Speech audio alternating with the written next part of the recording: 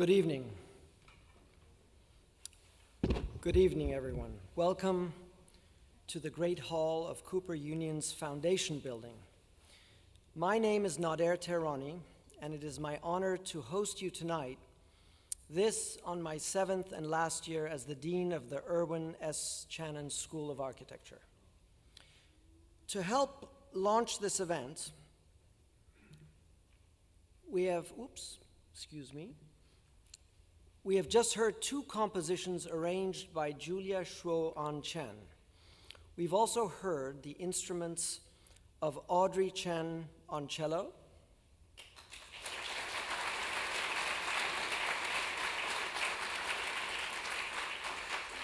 Gabrielle Chou on piano,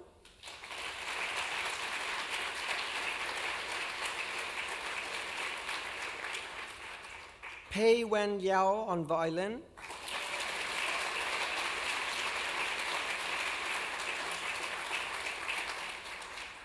Tsai on violin,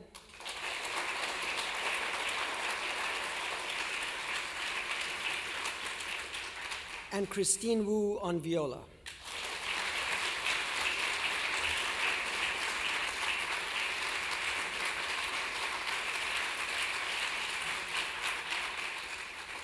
Thank you all so very much.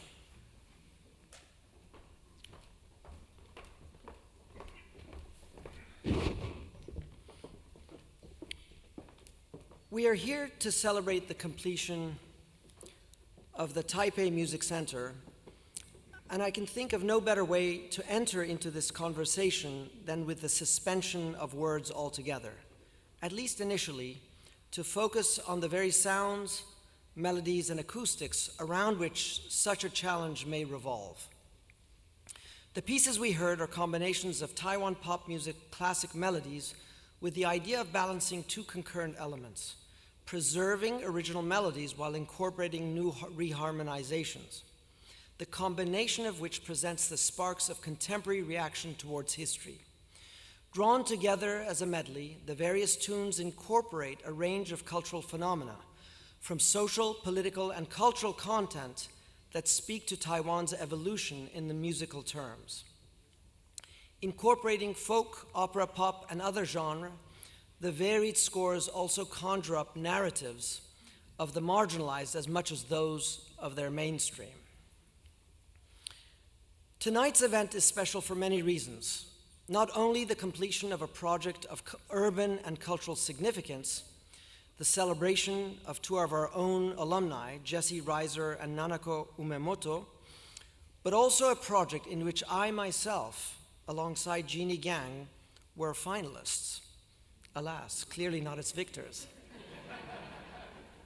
So this event tonight is also my personal tribute to its authors, their teams, and a set of buildings which rose to an exemplary occasion, something that is as humbling tonight as it was over a decade ago. Congratulations to you both. It's a great honor to have you back at Cooper Union, where you are always welcome. A three-part event tonight. Its second part will be dedicated to an in-depth presentation of the Taipei Music Center by Jesse and Nanako, who've spent over 10 years nursing this project through 4 American presidencies, a global pandemic, and a digital revolution that has completely transformed the music industry they initially inherited.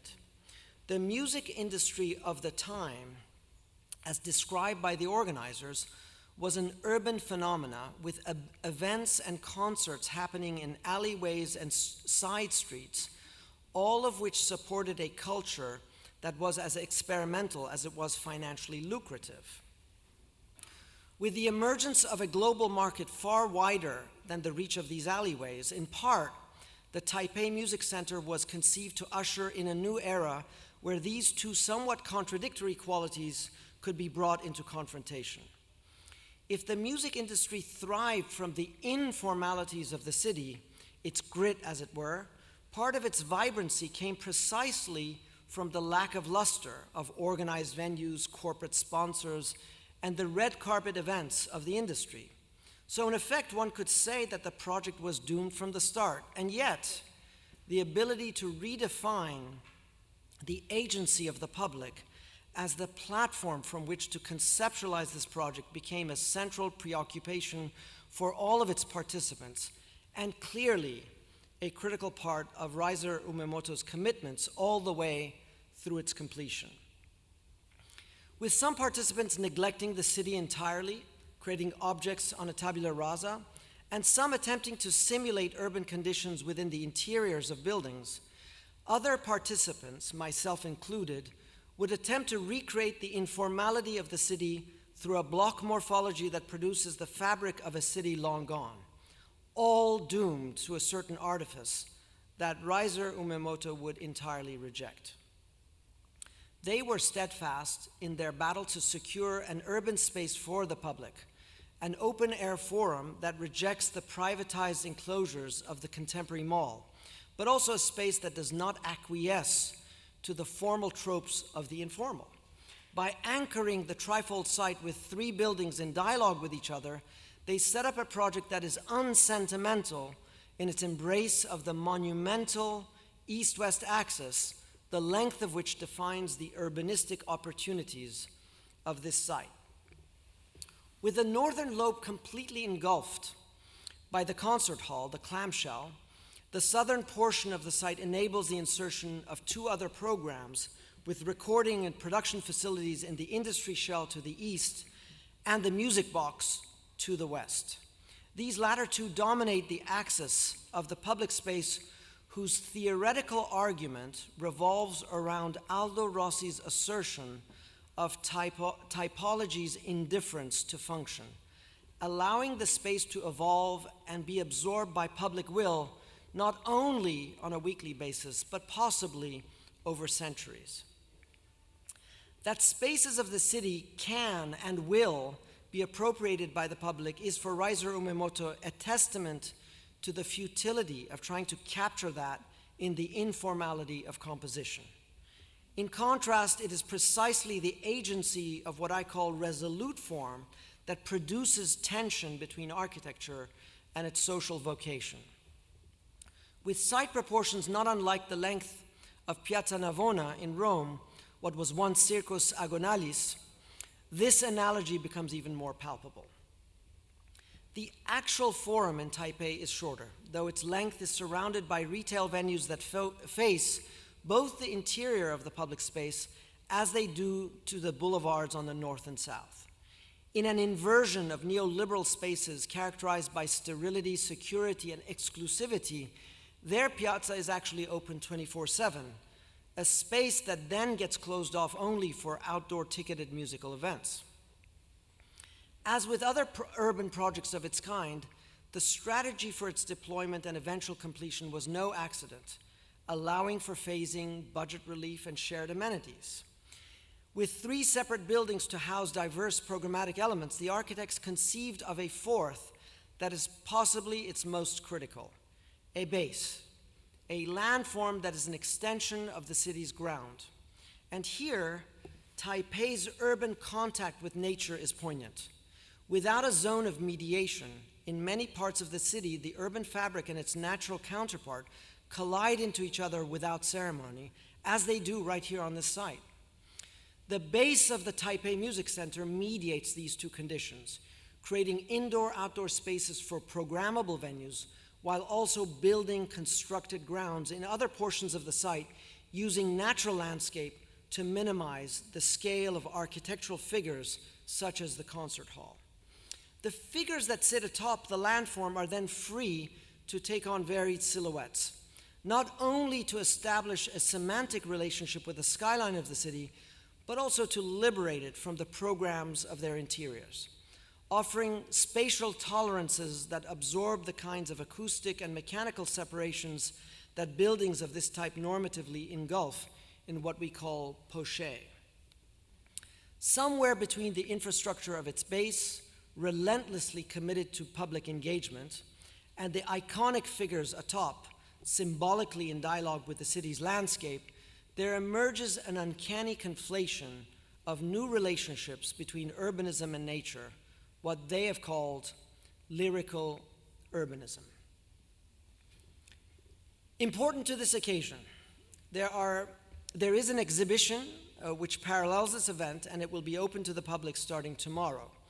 The exhibition is supported by the Taipei Music Center and the Taipei Cultural Center in New York, and was made possible through a generous donation from the Taiwan Ministry of Culture, as well as Elise Jaffe and Jeffrey Brown. Thank you all so very much for that.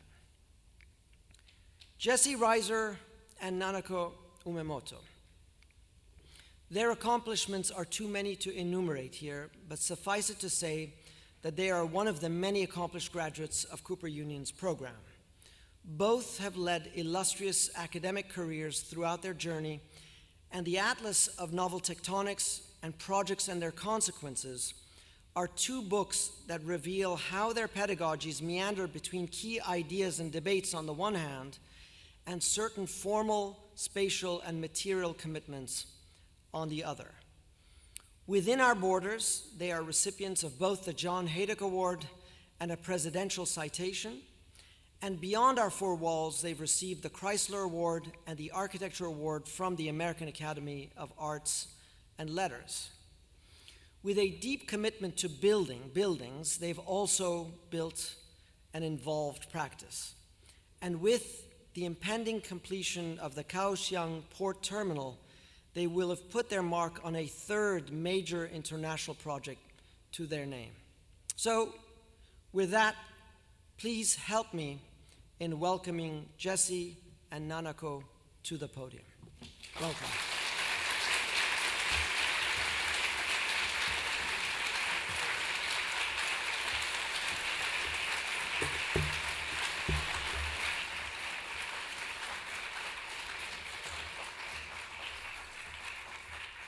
Thank you, everyone. It's really a great pleasure and honor to be here tonight. And both for Nanako and myself, an important return to a school we love so well, and John Haydock's spirit flying around the room here.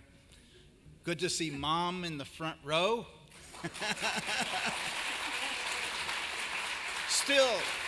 She's still practicing architecture at 94.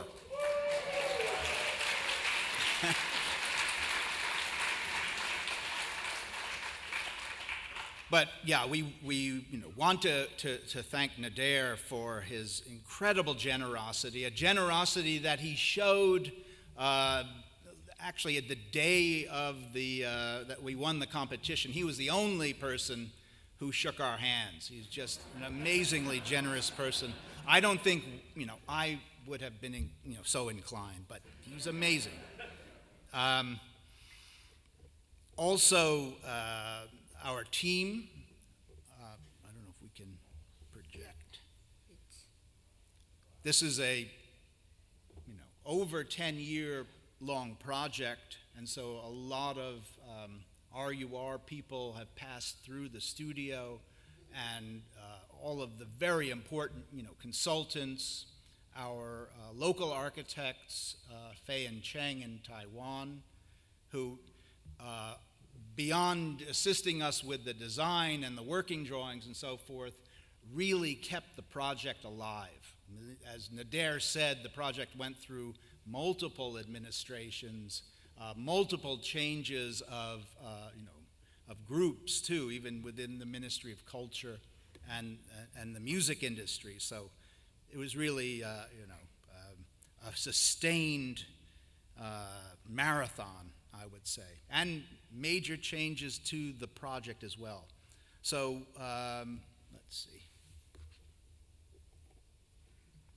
I'll just outline very quickly. I think Nader actually gave our lecture, so we can try to shorten things up. But the project for the Music Center was in gestation for, I think, over 7 years before it was handed out in competition. And in the brief, it was made clear that, the music industry distributed around Taipei had been among the first, I guess, after Japan, to kind of dive into popular music of various forms. And so with the rise of K-pop and, huge music industries in the mainland China and so forth, it was felt that finally Taiwan had to recognize their music industry and to consolidate them on a site. So it's really a kind of machine for performance, production, producing new groups, turning out new groups, and then an archive. And we worked with, because this is a very young democracy, the stakeholders, the people we were interacting with, came from the neighborhoods, from the music industry, from the construction industry. It was a very long, arduous, process, kind of moving from the competition to realization. And many, many visits, many models, many changes to the project as well. So Nanako will. Yeah, this is the aerial view of a Taipei Music Center.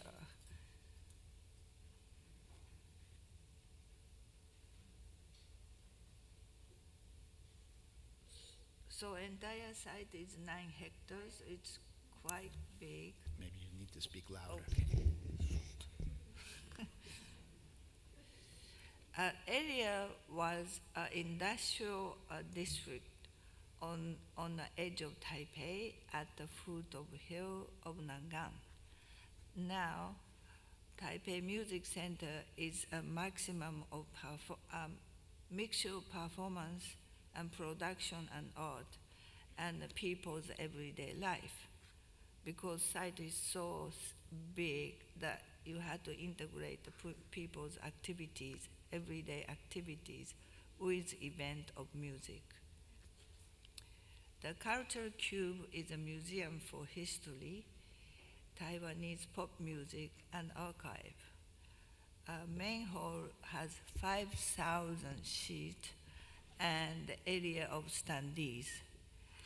Creative hub is for recording, music production, and administrations. So the daytime, the outdoor plaza is a public space. And the nighttime, the performance space, it's performance space for 3,000 spectators. And also daytime they have shops and also restaurants they can enjoy. The object building, these object building represent the 3 major functions of the music center: history, performance, and production. The cultural cube, we designed only outside volume, facade, and staircase, showcasing the history of Taiwanese music. So that as you go up the staircase, you can really see the history of Taiwanese music. And here is the media installation in the cube, but also exhibition of the musical instruments. The main hall, the roof plan of main hall, a bridge connection to the south side. This is the north side. Ground level of main entrance. The building structure is revealed at the window and mediate between the curvilinear geometry of the groundwork and the crystalline roof. The front yard is used for red carpet. Grand lobby, you see the grand lobby and also upper lobby, which has a bridge connection from the south side. The bridge continue inside of main hall and wrap the auditorium. Here is the view of upper lobby. The view of main performance hall. It is very important to have a big open space for standees because they go like this. And then during the performance event, you see lots of lights and crazy things. The outdoor plaza is public space in the daytime and a nighttime performance space for 3,000 persons audience. The linear field is running the entire site. These are the markers of runners' movement that goes around the park and into the plaza. During the outdoor performance and demonstration. So they're having good time.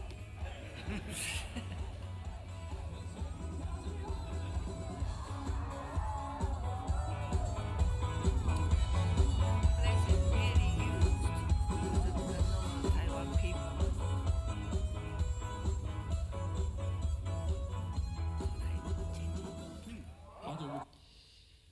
Okay, so creative hub is for production and recording studio. The overhang is for the outdoor stage. And this place for teaching as well. I can do that. Yeah.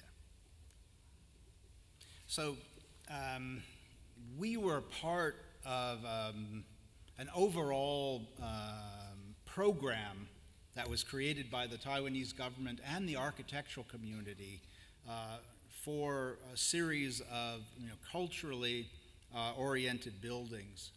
This is one of those figures. I think Toyo Ito is supposed to be there as well, but there were numerous occasions like this, and of course you can see Rem Koolhaas in the center of that image.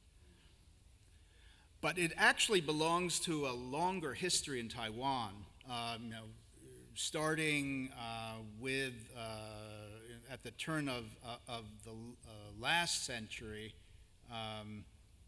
with the colonization of Japan and the creation of new industries. The red dots you see are the sites for projects that we were involved in the kind of redevelopment of. But the first part of the century was about creating heavy industry and economy. And then in 2003, a new program which was about high-speed infrastructure, and then also post-industrial cultural institutions came into play. And so a whole round of competitions were created by the architectural community and the Taiwanese government. And we had the opportunity to be part of some of those competitions. So we actually won a competition in 2003, which wasn't built ultimately, for the Alishan Mountain Railroad. And as you can see, the Taipei Music Center in 2010, which was completed last year, and then the Kaohsiung Port Terminal.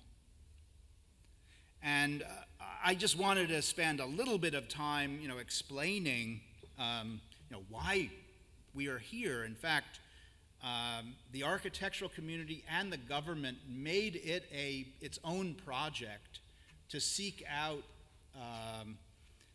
certain architects and critics. There was a clear focus on U.S. schools, what the then young practices were doing. And so, we became kind of pulled in to this round of competitions. You can see the jurors and the finalists. So there were a lot of angry older practitioners who weren't included in these competitions. The other thing I would want to point out, kind of talking about the competition, is that there were two major considerations. One, which was emphasized, was the really stringent acoustical requirements for the project. And this is Toyo Ito's proposal for the music center, which is heavily steered towards acoustics for the outdoor performance space to somehow be inside. And then a second consideration was really, was this idea of a city within a building, which really came out of OMA. And I think it's about many of our competitors basically converged on those two considerations, they consolidated all of the functions of the music center in building as city, and we were really the only team to spread all the functions out. So instead of a representation of urbanism, we were just going to do urbanism. So here you can see some of the kind of consolidated, very strong, schemes, but most of the competitors really didn't take advantage of the entire site. As I mentioned before, our competition-winning scheme is very different from what was ultimately built. But the three kind of major components, the cultural cube, the stage. In this case, we had a moving stage, which could run on rails and transform. It was called a robot. Next. Oh, did you miss one? No, I went other way. So different scales of audience could be handled depending upon the scale of the event, and then the public space would kind of flow in behind the stage in its wake. That ultimately was abandoned. There was a shift from the government, from the Ministry of Culture, to the music industry. And they had completely different expectations and requirements for the music center. They wanted to take what originally was a 3,000-seat hall that was a kind of hybrid that could handle both Broadway-type shows and popular music, and they went totally into pop. They wanted a big fan-shaped hall. And our long linear space in the site, which was kind of meant to be a circus-like form, became formalized much more clearly as a plaza and circus. And next, Nader mentioned the influence of Aldo Rossi, with whom I worked twice, actually, in the late 70s and mid 80s. And he, talked about the persistence of urban morphology in Italian cities especially, and the example being the Circus Agonalis, after 1,500 years, mutated into what we now know as the Piazza Navona. And so the conceit in the competition, or later on actually, was to say that we're going to have a circus-like performing space at night that would become the Piazza Navona during the day, so kind of compressing that. And it also, this kind of event space / circus idea went from being a kind of much more surface-oriented, cupped, long space with spectators on the side to being a closed plaza or circus in the second iteration of the project. This is a plan of the space. And Nanako mentioned the running paths. There are, the built-up part of the site is flanked by two large park spaces. And we also, question the kind of need for providing, kind of creating a ground-up situation with vendors and so forth. We would provide the space, but we felt very strongly that we wouldn't design those spaces. They would just be made available under the overhangs all around the site. And it actually worked, because the entrepreneurs are much better at designing these kinds of small-scale things than architects are.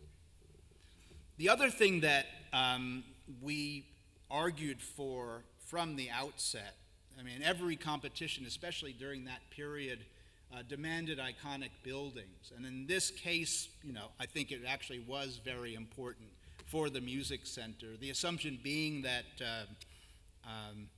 many of the people who experience this will be experiencing this project remotely. So it had to be kind of a visually striking project. You'd know immediately that the performances were coming out of this place. But at that point, there was no social media. And so if we go back that slide a second, it was what we superimposed were on network television stations and that kind of thing. But something transformed because this is such a long project, and we had no idea, the kinds of effects. So this is the architect's view. This is what we like. It's an austere space. It's a reduced space.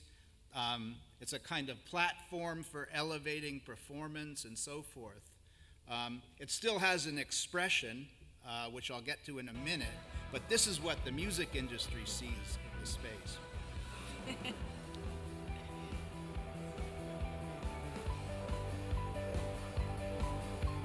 So again, we don't have to add the color.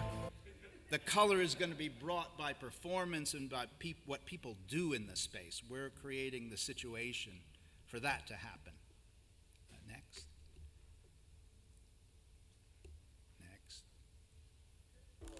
And enormous amount of people projecting and using social media in front of this space, and commercial concerns as well.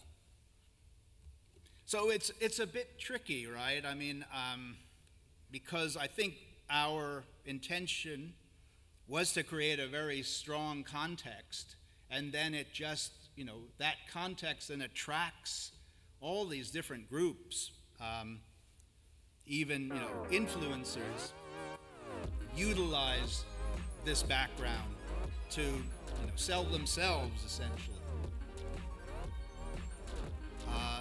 So I don't know about the ethics of this, really. How much we can control as architects. This is supposed to be art installation. That's an art installation. It's clearly an homage to Marcel Duchamp. I'm not exactly sure why. But, we were absolutely fascinated with returning to the use of symmetry in the project. I mean, very influenced personally by work like Wes Anderson, and then earlier Kubrick. One of the things that we were talking about, the design process in a way is a kind of give and take, both with the team, but also the work, that it tells you something. So, next. We were trying not to make the project too sweet, in a way, that it had to be on the edge of sometimes even being somewhat terrifying. But that's what would attract, more than, like the main hall, for example, has those sharp points. There were iterations that were more like the diadems from the Statue of Liberty, and it just went overboard, got too sweet, so we were kind of working back and forth to create an ambiguous kind of object building and to kind of regulate kind of ideas of symmetry. Also, as Nader so well described, the idea of a built ground for the project was really important, that the object buildings would sit on a kind of new artificial ground, which was the kind of base buildings. And we were very interested in, the effect of silhouette. So the main hall, in a way, completely detaches at night through the light. And so you get a kind of floating silhouette. But that was all, very important sort of consideration, after all of the functional requirements, was the effect of this building in the day and in the night, and the creation of this new kind of artificial ground. It's also important to think very, we were inspired by, silhouette, both in, Japanese and Chinese architecture. And I didn't include this, but, also the kind of looming silhouette you see in films like Saving Private Ryan, with the bunker looming like a head above a horizon. And also the kind of creation of a groundwork. So it does kind of pick up certain aspects of stupas and those kinds of artificial grounds. This is a view of the side of the music center. It's actually a kind of portal into the press area.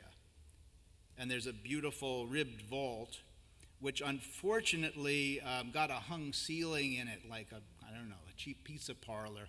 So I'm hoping to kind of get rid of that. But anyway, we were working very carefully on the structure of that base building, in the use of concrete and the articulation of those spaces.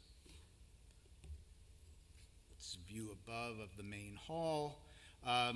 Also, the color of the cladding was very important, and we were inspired by alumite finishes that are very typical in Japan. They were originally a form of camouflage, and they were said to reflect sea and sky more than just regular polished aluminum. And so since this building would be painted by light, both during the day and at night, artificial light, we were really interested in kind of using that color of metal. And also the crafting of the corrugated material as well. It's actually standing seam, but to kind of really push those materials and those details to their limits. Okay, so this is the day of the first performance we went, and upper lobbies and ground level lobbies are active simultaneously. We had so many people in here. The performance hall is convertible.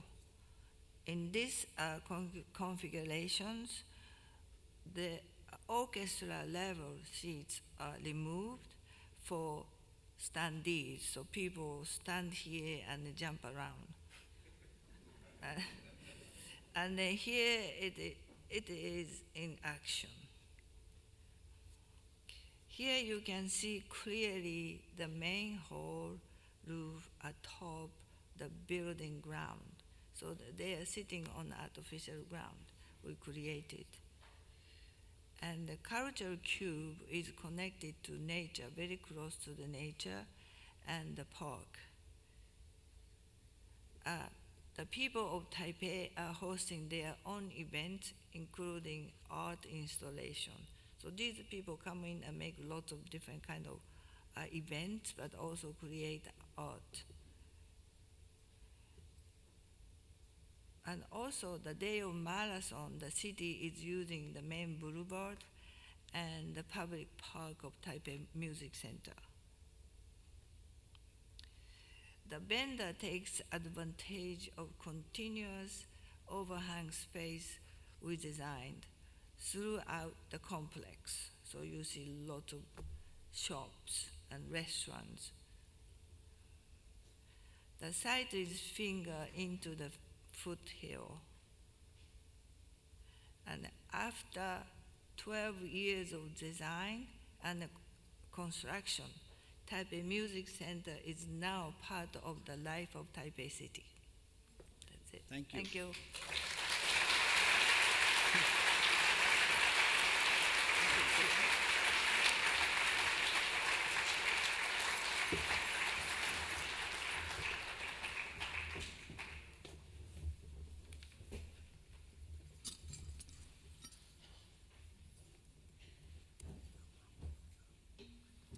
Thank you. Thank you, Jesse. Thank you, Nanako. For the third segment of tonight's event, I'm pleased to introduce a panel of voices, each with their own perspective and from varied disciplinary vantage points. Joshua Barone. Joshua is the Assistant Performing Arts Editor on the Culture Desk and a contributing classical music critic. He joined the New York Times in 2013 after working with the Financial Times and studying at NYU and the University of Missouri School of Journalism.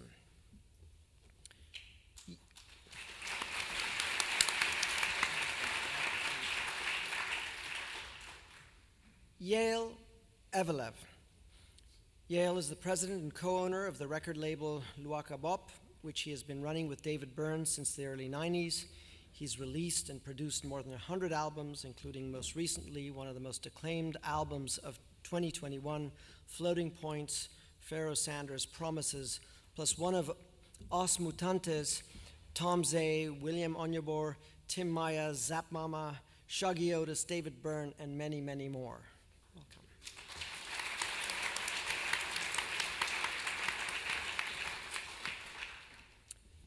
Sandra Hsu. Sandra is the spokesperson of the Taipei Music Center in Taiwan. She also has a background in music performance as a vocalist for Neko Jam, an all-female electronic band managed by the electronic music label Rokon, and has played at various local venues and international events, including the 2017 Summer Sonic Shanghai. Welcome.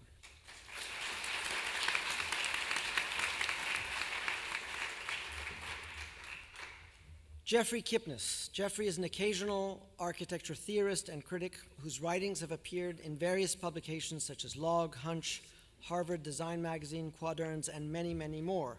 His books include Choral Works, the Eisenman-Derrida Collaboration, Perfect Acts of Architecture, The Glass House, Stone and Feather, and A Question of Qualities. It is important to note that Kipnis made his first appearance in the discipline of architecture at the Cooper Union, and this too will be his last.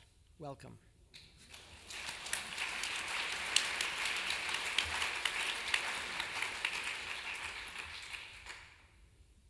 And last, Sylvia Lavin is a critic, curator, historian, and theorist whose work explores the limits of architecture across a wide spectrum of historical periods. Lavin's curatorial projects include Architecture Itself and Other Postmodernist Myths at the CCA in 2018, and Everything Loose Will Land, 1970s Art and Architecture in Los Angeles at the Max Schindler House, the Graham Foundation, and at the Yale School of Architecture. She's a professor of architecture at Princeton University and was a chairperson and director of the Critical Studies MA and PhD programs in the Department of Architecture and Urban Design at UCLA.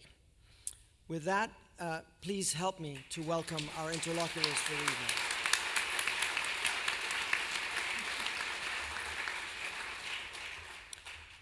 Before I sit down and join the panelists, I will simply start with a brief introduction. Simply to say that the project of architecture is complex and involving many twists and turns, compromises, and it's a miracle that any work of integrity survives in some way or another, and this is a testament to that process. At the same time, theories of production and ways in which intentionality gets articulated in events like this is only one side of it. The other side has to do with reception and reading. And tonight, this panel is in great part dedicated to that reception. We have readers in the form of theorists and historians, and we have those who are in the music industry and those from the client's end. And I would like this to be really a casual conversation, and those of you who have prepared statements may introduce that in any form you like. But I'd like to launch this conversation maybe with Sylvia and Jeffrey by situating that delicate dance in architecture between words and images. There's the discourse as produced by words, and there is another discourse that runs parallel, sometimes overlaps, and sometimes completely apart with the architectural spaces, forms, and materials that appear out of them. And so I would like you to launch with a reading of this project. I'm going to go first so I can get it over with. So I've known this project from its birth as a competition entry, the win, et cetera. So I've known the project for a very long time and came prepared to discuss various thoughts about that history. And then I had a chance to see the exhibition upstairs, and everything changed about what I wanted to say tonight. I'm now going to say a few words about the exhibition. I very much encourage you to come back and see it. So I'll be describing a few things in it, and then I'll turn it over to Sylvia. I'll call attention simply to two issues. One is there's a table of trilobes, a table of a certain form. You see it first appear in 1995, and then you see it develop until you finally see it in two more projects, this one we're seeing tonight, and one that will be opening in another, year or two? No, in the summer. In the summer. So this development of this form, and it's really a taking life of this form, is something to behold. And so this is something you cannot possibly know or apprehend by staring at that building. That they would think about and work on this form and refine it, manipulate it, twist it, turn it, find out everything there is about it. It starts off awkwardly insect-like, and it ends up beautifully painterly. I mean, it's really something to see. So I encourage you to see that, but also to think about the fact that there's some aspects of architecture that no matter what you do, you can't pay close enough attention. You have to read it. You have to know it, learn it as a history. But more importantly, the thing I discovered and hadn't realized is a major problem happened in the project. This is part of its history, but not really part of what I think you can see in the exhibition. It's just kind of blows my mind when I think about it. I was very pleased to hear Nader mention the relentless symmetry in the project, and actually to hear Jesse and Nanako repeat their commitment to a symmetry in the project. And I think relentless is the really good word for it. But there's a breakdown in that symmetry in the most awkward, inexplicable way, and that's on the front side of the history pavilion. Yeah, what do you call it? We call it the cube. But I mean, it has a pros. The cultural cube. And so you look at it and you stare at it and you think, that is just unbelievably badly designed. I mean, you couldn't have done a worse job. And you think, but that can't be right. I mean, and not only that, the awkwardness of it is forecast just before it. There's these three vents. Are they those three vents or entry? There's little bitty things in the front on the ground. And so they knew what they were doing. They did it on purpose. And not only that, hanging from a white anchor on the table is a previous version of the staircase, which is gorgeous. It looks like a perfect Nanako and Jesse, probably Nanako because it's a drawing, a perfect drawn in three-dimensional. You would want to steal it. In the previous years of my life, I would have stolen it. Because I think, who else appreciates this? When you see this black staircase dissected out, hung like a work of art as a drawing in space, you think it's magnificent. Plus, it looked magnificent on the building, I thought.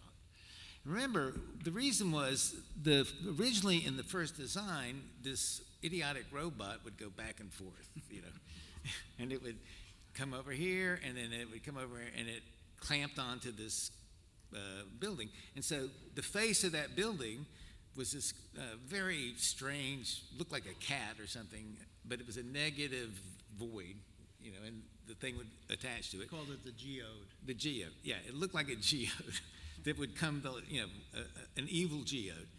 And then, but that got canceled, fortunately, in my opinion. And so they're left with this problem because then I don't know why they abandoned the other staircase, but when they get... They didn't have enough money. They didn't have enough money. That's why it's always good. It's always the money. Yeah. Projects that get improved because money is not enough are the dominant benefit to architecture. I can just, Will Alsop is the best example. So when you stare at that, you see that Z on the front, and you look at it and you think, why is that so? And so there's a perfect place where you're no longer into close reading, you're now into close attention, and you can't take your eye off of it. It changes with the light, It's hard to explain. You know there's a historical function. You know a lot about it. But it's the moment, I think, where you know an architect's at work. And so when you saw the pictures and when you see the exhibition, in the exhibition, nothing does a better job than unfolding that moment than the exhibition as opposed to discussing the building. So those are my remarks. Thank you. Sylvia? You're always a hard act to follow. So I thought I would just begin by congratulating Jesse and Nanako. It's been a very, very, very long haul, and congratulations. And there's something quite wonderful and quite jarring about celebrating something brand new, this freshly opened thing like a Christmas present, and then going upstairs to the exhibition, which I also encourage you to do, and finding there relics of the kind of prehistoric relics of architecture, handmade models, X-Acto knives, things made out of paper.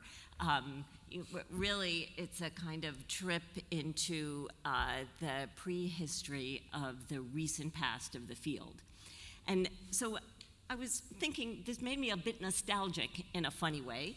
And so I started thinking about the two of you, what I used to associate with you, and I'm sure some of you here were maybe around when they were students. And you know, Jesse is well known for having been obsessed with planes and making military planes and painting military planes, and some of them were in the exhibition, these sort of engineered objects.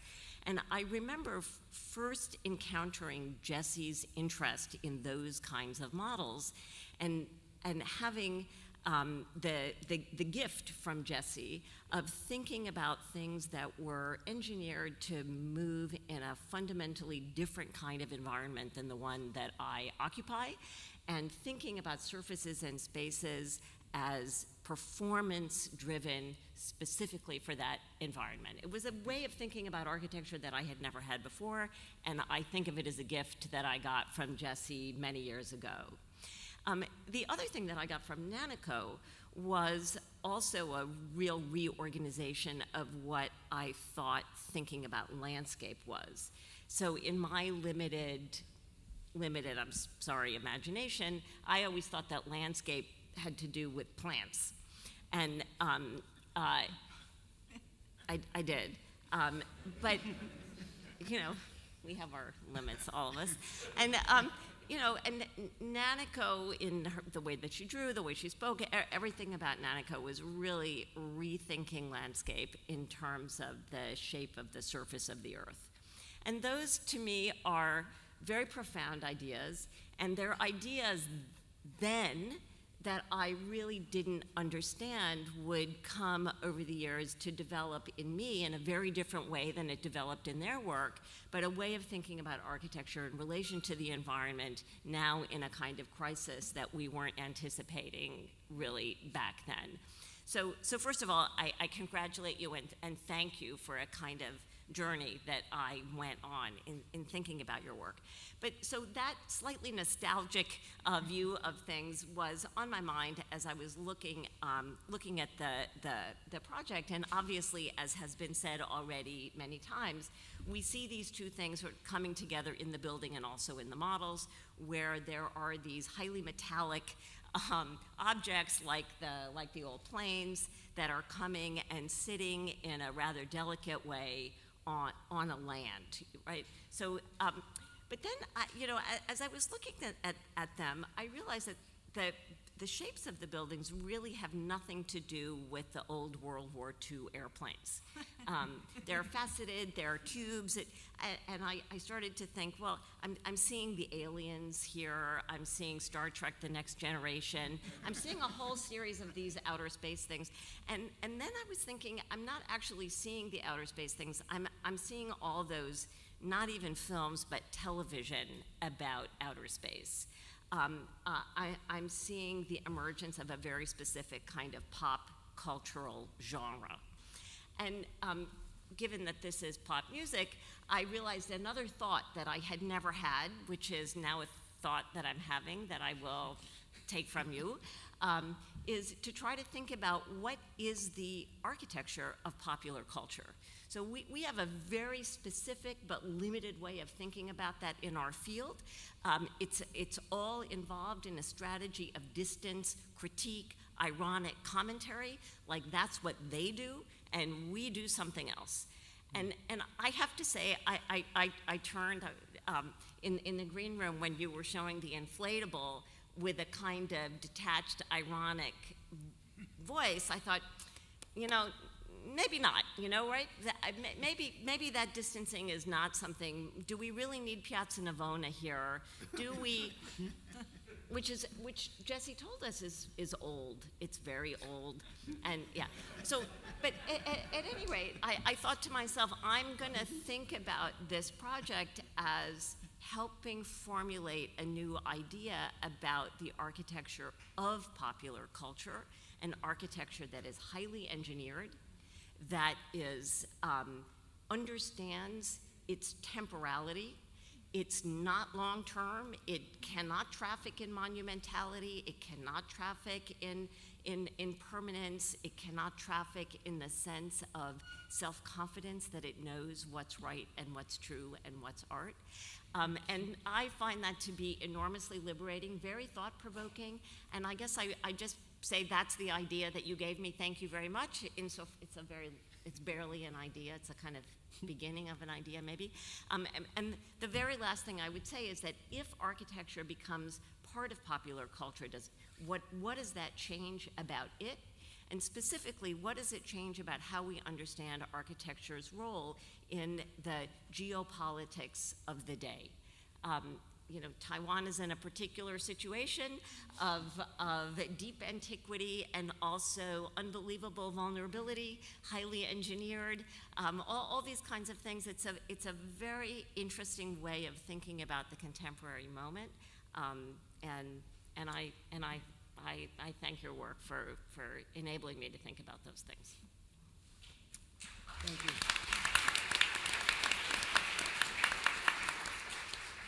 So, to expand on this, Yale and Joshua, there's another dimension to our senses, and that has to do with how we hear and the acoustic function that allow us to hear in a certain way, but also the reception of architecture within precisely the popular context that Sylvia is articulating. And I wonder if you could expand on that a little bit, because it's maybe something that we cannot see from our perspective. Sure, I can get started on this. Yes, I think actually what Sylvia was just describing about the architecture of popular culture is crucial to this, and I think one of the most interesting and important facts of it. I remember when Jesse first introduced this project to me, and thank you for inviting me to be here as a complete non-architecture specialist. But when we were discussing the project, he described the main auditorium, because I believe there are other performance spaces within other buildings on the property, but the main 6,000-seat auditorium, which is a space on the scale of Radio City Music Hall, really. He described it as a dead acoustic, which is sort of anathema to people in my field, which is classical music, or even the tradition of Western music as we know it, because there continues to be this real fetishization of acoustics. When new concert halls are built and new classical concert halls are even built in China, Japan, and a lot of in Eastern Asia, there are go-to acousticians, both in the West and the East. Yasuhisa Toyoda is sort of the king of acoustics, and people worship whatever he has to say and follow it very closely. But I was looking at the programming for the Music Center in Taipei coming up soon, and I saw Notre Dame de Paris, which is a musical spectacular out of France, based on the Victor Hugo novel. So sort of like a Broadway show. There was rock and pop music. There was a symphonic celebration of Hans Zimmer, the film composer, whose music itself covers a broad range. Most recently nominated for Dune with this purely electronic score, but also has gone purely old-fashioned, more in the vein of John Williams. So we're talking about an incredibly broad range of programming, and no hall could truly accommodate that, except one with a dead acoustic, which is sort of it's a blank canvas to work with in a way. And we have gotten to a stage in audio engineering where you can program whatever music you want in virtually whatever space you want. And so the versatility of this I find very special and something that should be celebrated and really taken advantage of in the future of this building. I don't know if Yale, you have more to say about that before we move on to other sort of musical fascinations of it, but. Well, should I? Sure. Okay, well, you know, I'm knowing that I was going to be on a panel of very loquacious and warm architects. I wrote a couple things because I can't just riff like these guys can, and I guess I wanted to, and you know, I'm here to talk about the music part really, and not as much the architecture part. And you know, I think music is God. Music was the first art form, and I love music because it makes you feel something. You know. It's emotional in a way other art forms rarely are. So much of the feeling of seeing music has to do with the place you see it in. In the correct environment, music can feel authentic and meaningful. This is the challenge of architecture. Gregorian chant in a large, echoing church space, opera in large theaters with no amplification, gamelons in every Balinese village, with the kids on the laps of their parents following along as the hammers hit the metallophones. In the beginning, the American music business was publishing sheet music. Songwriting rights are still called publishing. It used to be everyone played music at home. Listening to music was hanging out with your friends and your family. In the 20th century, there were 500 piano manufacturers in America. Now there are 3. Recorded music, invented by Thomas Edison in the late 1800s, manufacturers of the machines that played the musical discs were the earliest record labels. When radio came in, record companies thought that would be the end of recorded music. Instead, of course, it supercharged the marketing of records. The cultural invention of teenagers gave music a new place in society. It became a way to define self. At Luaka Bop, which is the record label I work at, we're working on the way music is also a spiritual practice. Every religion has a musical connection. Music is God. I'm going to play a short 1-minute video. It's by singer Annie Caldwell, who wrote a gospel song about race, what came to her in a vision when she was 14. Can you play the video, please?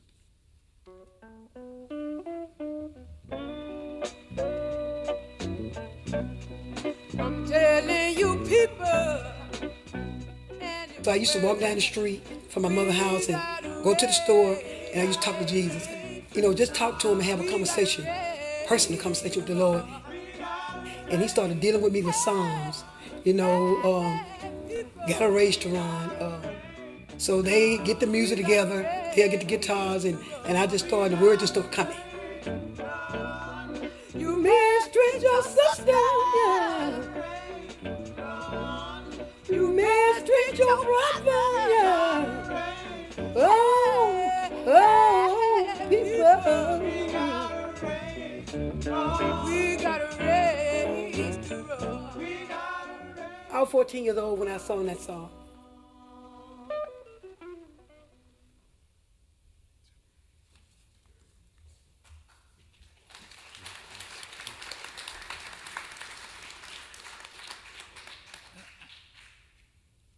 And then there's the reception from the client.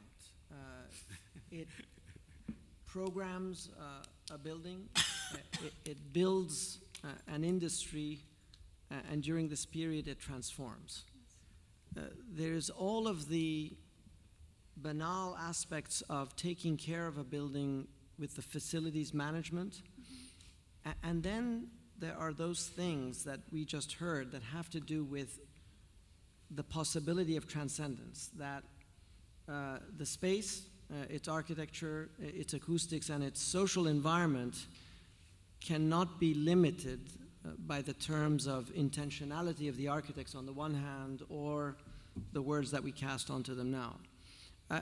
I wonder if you can paint a picture of where Taipei is right now in the context of the historical evolution of this building and in dialogue with the music industry? So, hi everybody, this is Sandra from Taipei Music Center.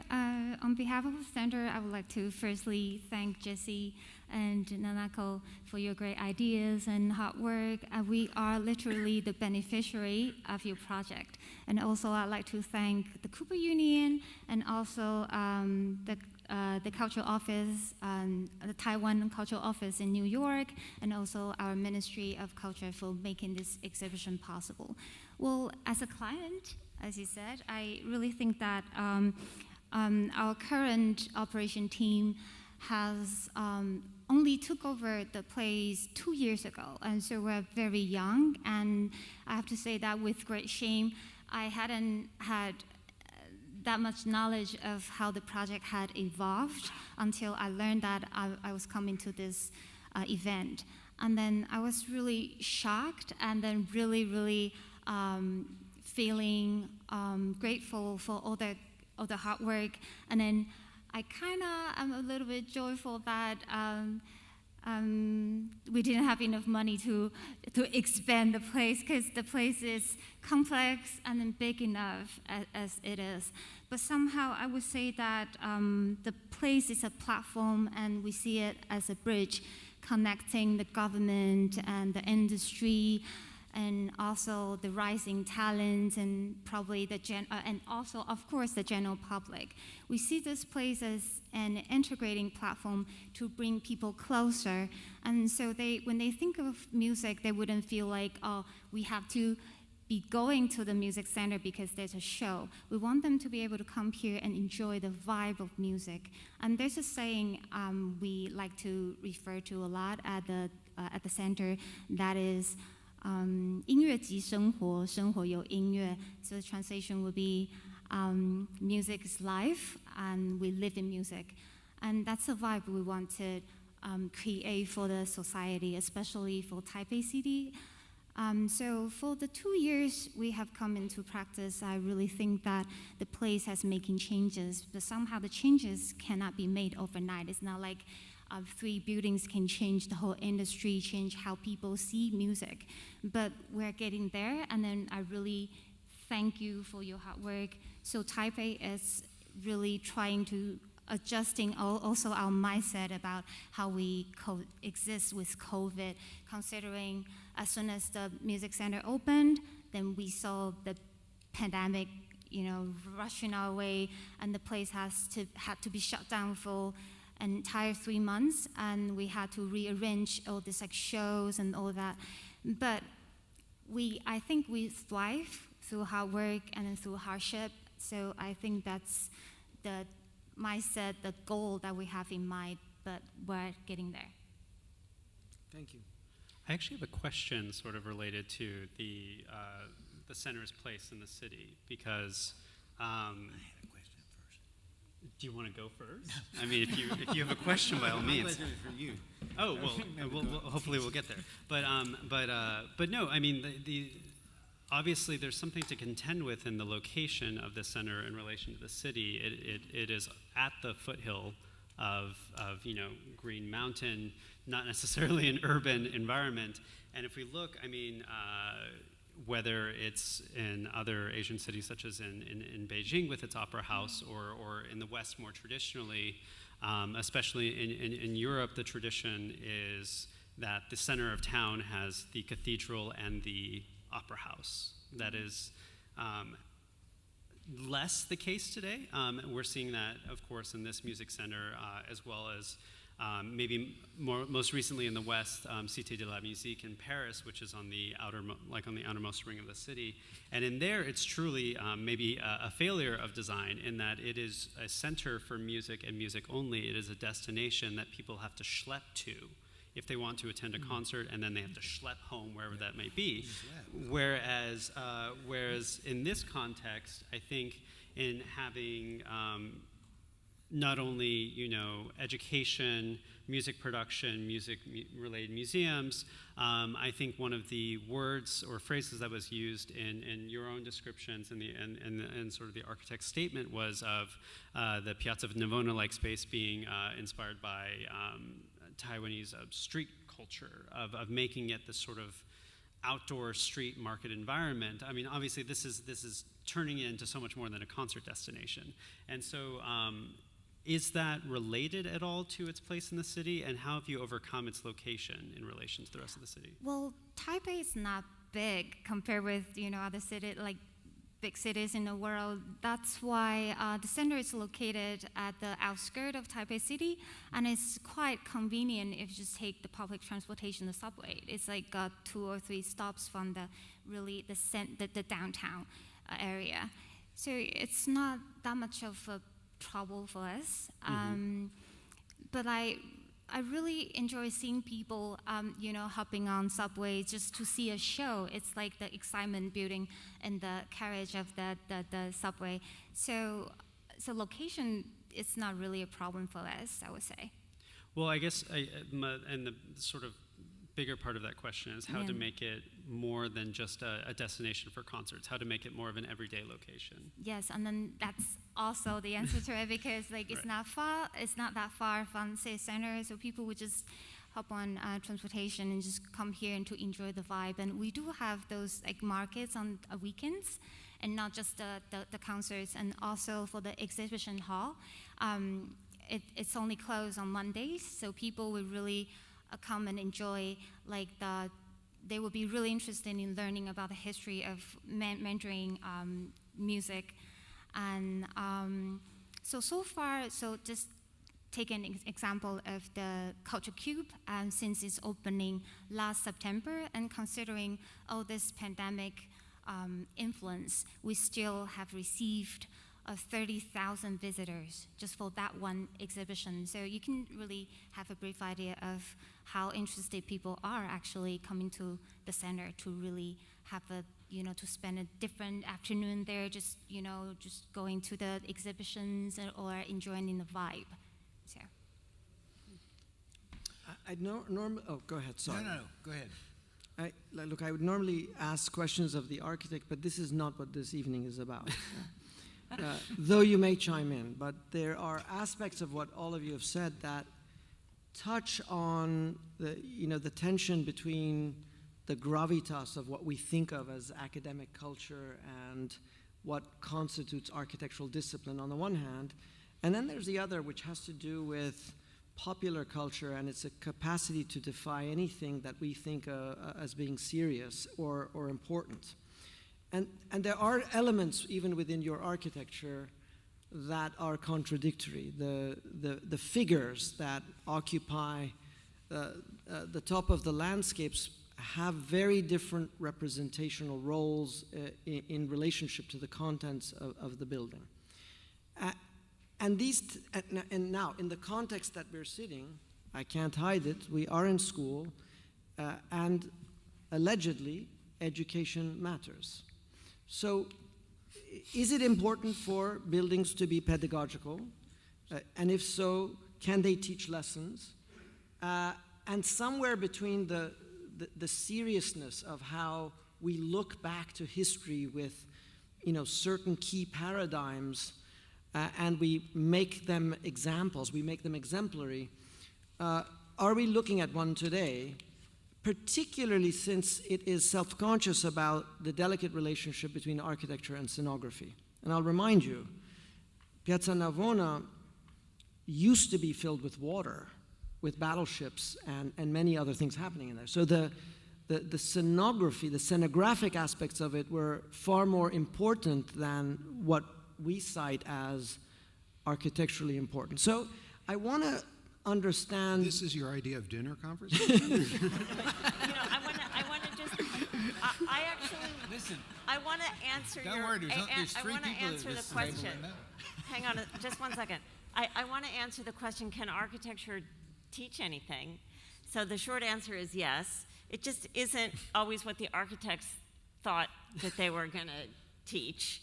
And so I would say Pache first, apologies, but like one thing it can teach is schlepping to the edge is only a schlep if you look at the city from the center. And I think that's a problem. So because I think popular culture, let's say urbanistically, lives on the edge. So do a lot of people live on the edge. So does a lot of kind of things, right? So I think that's one of the things that architecture can teach. It can teach us that we're positioned whenever we ask certain kinds of questions. Even the simplest one, how long does it take me to get from point A to point B? So the problem in Paris is actually not that it's on the periphery, but that something on the periphery imagined that its audience was in the center. And so it was a real failure to understand the lessons that architecture and urbanism have to teach. It's age related too. You know, you have generations, a younger generation lives in Ridgewood in New York or farther out, you know, so that the center of the city for them is a different center of the city. So it isn't really a center of the city, you know, it's just center of the city is age related. So in Manhattan, where everybody's older to some extent, you know. So, well, you might have said class and a lot of things in addition. the question that Nader asked gives me a chance to say something about Nader and education.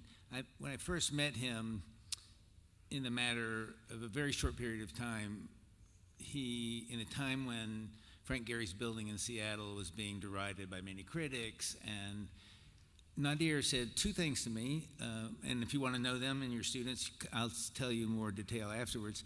But very briefly, he described a feature of Frank's building, and later on he described, he did a work in an installation with a partner that totally transformed my understanding of what's possible in architecture and how to see a building that everybody else was only seeing one way in an entirely different way.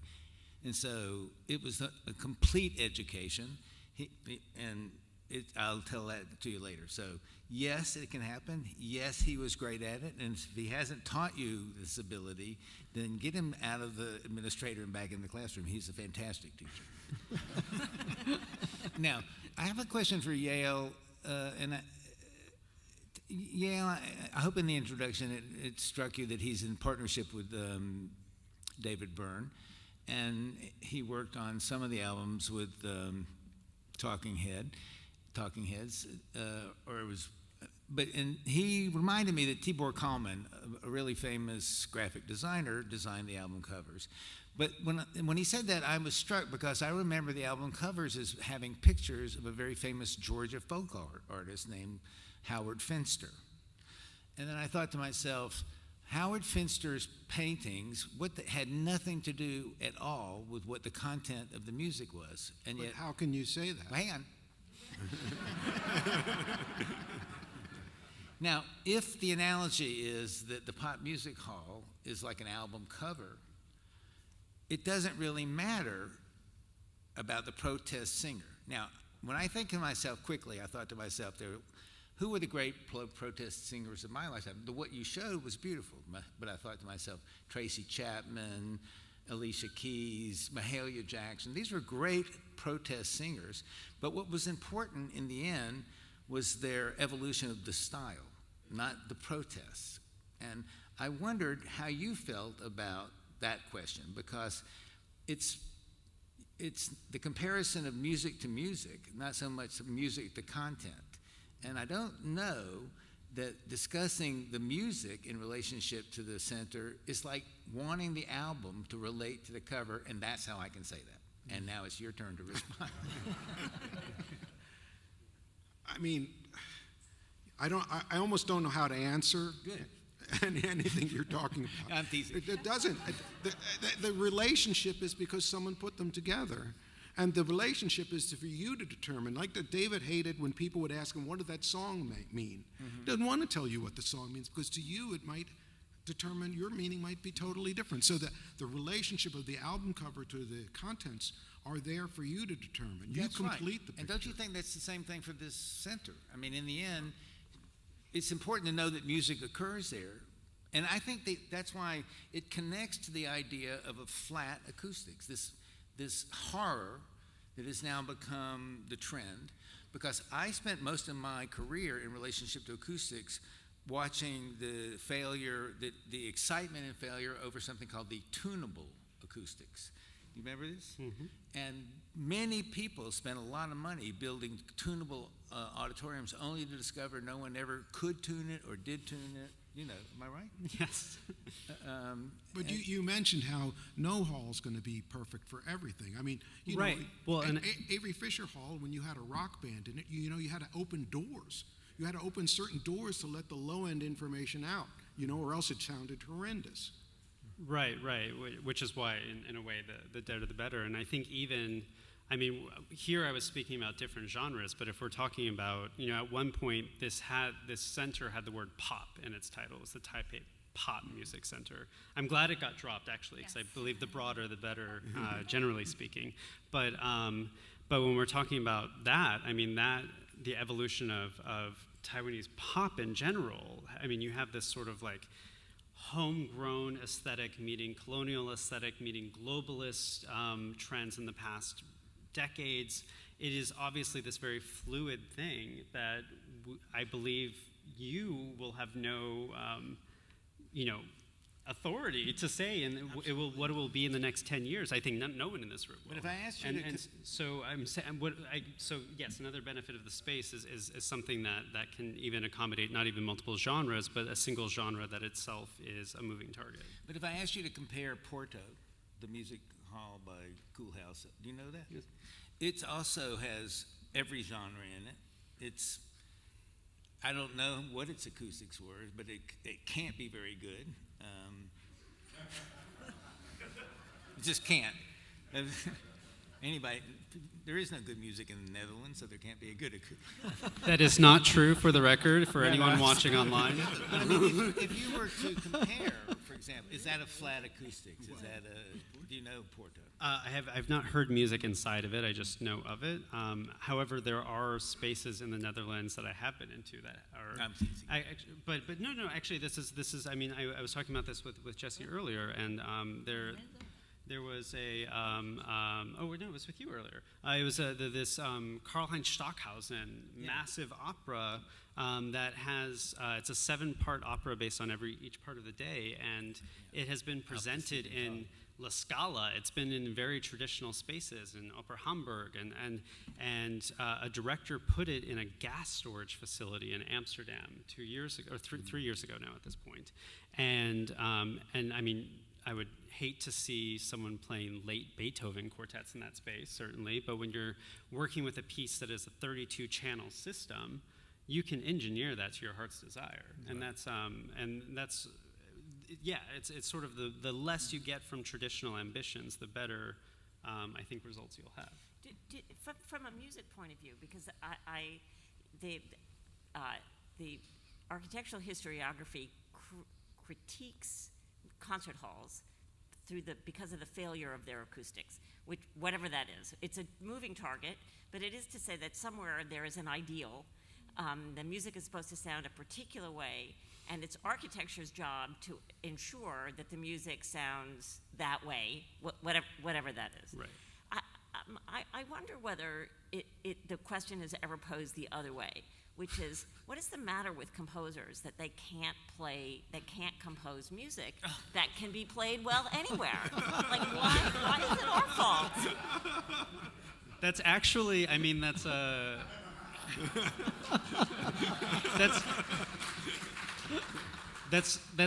low-key actually an excellent question, because I think it's something that I think I'm like horrified by and fascinated by at the same time, because I think that gets at I think a deeper issue of a lack of imagination of space. People are still confined to what they see as performance space, when obviously that is no longer the case.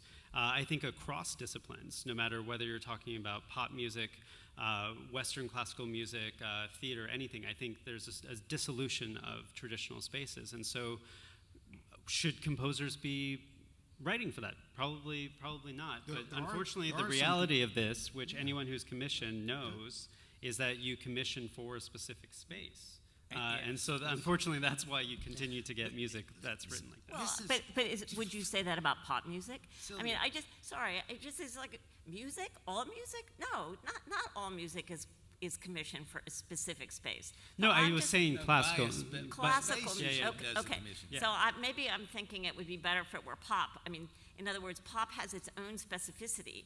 And the problem with pop, actually, in performance practice is that people typically receive pop through recordings, which are hyper-engineered projects. I mean, engineering is an art form in and of itself, but the concert experience is another thing entirely. And there are some artists, David Byrne comes to mind mostly because, I remember about a decade ago when he had a collaboration with Andy Clark with St. Vincent, it was a purely acoustic project that they had done. It was with a sort of artillery of brass and guitar, and so what you heard on the album was more or less what you got on the stage. Recordings used to try to replicate the live performance aspect of things, and now live aspect of things is supposed to replicate the recordings for a lot of things. But one thing, and I think some people in the audience, if you've ever heard single and double reeds live, you will know that sound can never be captured in a recording or reproduced. It's the most uncanny, personal, existential experience you'll ever have, and it's very space dependent. 5 or 6 double reeds, singles, it's just nothing like it. And so I do think it's very important to, and those are the only instruments that I know that claim that. You can. But I think that I just want to make a distinction between the importance of acknowledging the specificity of certain kinds of performance conditions and the effect that they have in the sound and how you might interact with the sound. What I'm a little resistant to is the value judgments that that seem to go along with that, and the push towards a certain ideality that is quite inflexible. And what's the value judgment? I might have missed well, that. that it's good that you should hear it this way. That it is an inadequate experience if you don't valorize it in this way. If you haven't heard it under these other if you haven't heard it under the ideal circumstances, if you haven't been able to understand that you have heard it under the ideal, all of those things. I think there's totally a whiff of both fetishism and elitism in that. It's just super, and I guess I would just say those are negative values according to you? Yeah. There is something. If there are also other ways to think about experience, and I don't know. I think I was 18 the first time I saw the Talking Heads, and I can certainly say that there's nothing about the music that I remember, but I certainly remember the experience, and I don't think that it invalidates. There's just more of a range of experiences, more of a range of potentiality, and I think that pop music is more agile in its view of culture in that way than some of the traditions that we have around architecture, including typology. By the way, you and your love for Aldo Rossi, it's very anti-flexibility as a persistence. I want to circle back. Forever. I want to circle back to the architectural analogy because it's a reminder also that Sharon's Philharmonie in its figuration is radically different than Porto's Rem. Because Rem was reminded that the resonance and reverberation of the Berlin Philharmonie actually doesn't work that well, according to a certain ideal, and that Boston's shoebox was the ideal condition under which he would aspire to create that second hall. That's why the figure is on the outside of the building, not on the inside. And so that somewhere in there's a building science that produces alibis for the architects to do what they ultimately do. And you never describe that in your actual presentation, but there's no doubt that the figuration of the exteriors have desire, a desire to Now, Nadir, you're going to look. There's 2 standard acoustic footprints. There's horseshoes and shoeboxes. Right. Okay. That's right. Horseshoes. Yeah, but the horseshoe is the opera. Opera, and the shoebox. Vineyard and shoebox, Okay. technically. What's Now- that? Vineyard and shoebox Yeah, are vineyard. different Okay. constructs. Okay. Yeah. And they serve different purposes and they serve different audiences. That's right, exactly. But neither of them are flat. No, I mean, no, absolutely. they're lively, and I think Sylvia made a very good point. If you speak to a liveliness, it also speaks to a specificity without speaking good or bad. Nothing can be good generically, and I think that's a really important point. You want it to be lively, and that means you want it to fail when it's not used right. And I think we need to learn to discriminate by meaning paying close attention to small differences and seeing their value rather than judging by a side. And I think that's a really nice thing to add to this Yeah, you discussion. could make any hall sound bad. Yeah. Put the wrong music. You just get students from the wrong school. To play. I mean, it's a tough problem. And I think having this panel raise those issues, I think, in this context is really good. I mean, it's... I asked for a dinner conversation, and I apologize to everybody for not serving that dinner. And so I will release you shortly to go and do just that, or have dessert, as it may turn out. I want to thank Nanako and Jesse for assembling such a great panel for this discussion. And the engagement I had hoped for was exactly what you delivered. I thank you so much for that. There's an exhibition that opens tomorrow, and I encourage everybody to come back to the Cooper Union for that. And I want to really thank the YC Foundation for making tonight's event possible. Thank you all so very much. Good night.